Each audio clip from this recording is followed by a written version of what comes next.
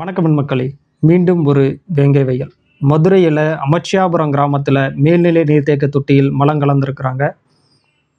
அங்கே வசிக்கக்கூடிய மக்கள் வழக்கம் போல் குடி தண்ணி பிடிச்சிருக்கிறாங்க. தண்ணியில் ஒரு விதமான வாடை வந்திருக்கு. அந்த தண்ணியை குடித்த சிலருக்கு உடல் உபாதைகளும் ஏற்பட்டிருக்கு. சந்தேகத்தின் அடிப்படையில் அந்த மக்கள் மேல்நிலை நீர்த்தேக்க தொட்டியை திறந்து பார்க்குறாங்க. பார்த்தா அந்த தொட்டியில் இருக்கக்கூடிய நீரில் மலம் கலந்திருக்கிறது. அந்த மக்களுக்கு இதை விட ஒரு கொடுமை நடக்கணுமா? இந்த நாட்டில் பிறந்தது ஒரு குற்றமா?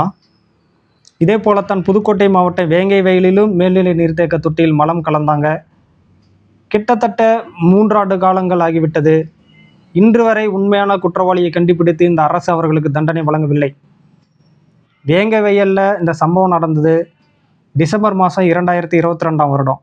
இப்போ 2025 வருடம் டிசம்பர் மாதம் வரப்போகுது. கிட்டத்தட்ட 3 ஆண்டுகள் ஆகிவிட்டது. இன்னும் இந்த அரசு பாதிக்கப்பட்டவர்களுக்கு நீதியை பெற்றுத்தரவில்லை. நமக்கு நீதியை பெற்றுத்தராத அரசு நமக்கு தேவை என்று மக்கள் சிந்திக்க வேண்டும். மலம் ஒரு இடத்துல கிடக்குதுனால அந்த வாடை தாங்காமல் ஒதுங்கி போவோம். ஆனால் அந்த மக்கள் மலம் கலந்த நீரை குடித்திருக்கிறார்கள். இன்னும் அவர்களுக்கு நீதி கிடைக்கவில்லை. இந்த அரசு என்ன பண்ணிக்கிட்டு இருக்கு? மக்களே, நீங்கள் இதில் ஒன்றை புரிந்து கொள்ள வேண்டும். ஏழை எளியவர்களுக்கு இந்த அரசு எப்போதும் நீதி வழங்காது. அதை நீங்கள் முதல்ல புரிஞ்சுக்கணும். நமக்கு நீதி வழங்காதவர்களுக்கு அதிகாரத்தை மீண்டும் நாம் கொடுக்கக்கூடாது. அதில் நீங்கள் உறுதியாக இருக்கணும். அவர்களுடைய ஒரே நோக்கம் எப்படி? திமுக, அதிமுக, பிஜேபி, காங்கிரஸ் இவர்களுடைய ஒரே நோக்கம் என்ன?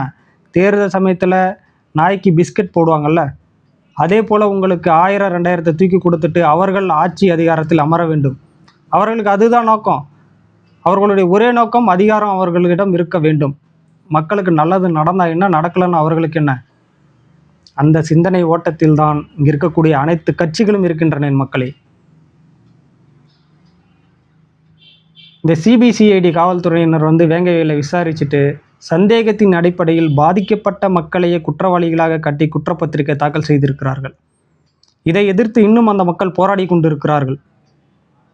இன்னும் எத்தனை ஆண்டுகள் இங்கே போராடிக்கிட்டே இருப்பீங்க? நமக்கான நீதி கிடைக்க வேண்டும் என்றால் முதலில் நீங்கள் மாறணும். இந்த கட்சிகளெல்லாம் புறக்கணிக்கணும்.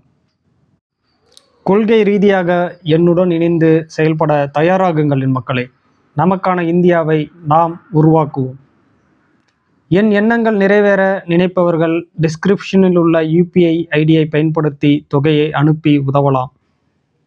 இணைவோம் இந்தியாவுக்காக. நன்றி என் மக்களே.